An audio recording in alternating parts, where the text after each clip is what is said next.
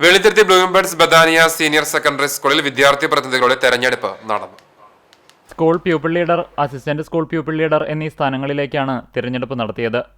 Bethany ആശ്രമാംഗം father Andrews OIC സ്കൂളിൽ സജ്ജമാക്കിയ polling booth ഉദ്ഘാടനം ചെയ്തു.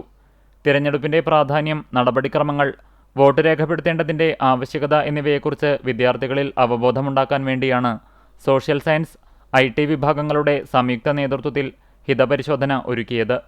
Principal Sheba George, vice principal C Radhamani എന്നിവർ സംസാരിച്ചു. വിദ്യാർത്ഥികൾ കമ്പ്യൂട്ടർ സോഫ്റ്റ്വെയർ സംവിധാനം ഉപയോഗിച്ചാണ് സമ്മതിദാനാവകാശം രേഖപ്പെടുത്തിയത്.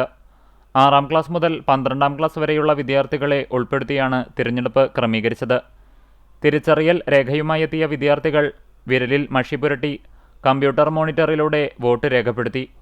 വാശിയേറിയ വോട്ടെടുപ്പിനൊടുവിൽ സ്കൂൾ പ്യൂപ്പിൾ ലീഡറായി മുഹമ്മദ് നാജിഹും അസിസ്റ്റന്റ് സ്കൂൾ പ്യൂപ്പിൾ ലീഡറായി നവനീത് R നായരും തിരഞ്ഞെടുക്കപ്പെട്ടു.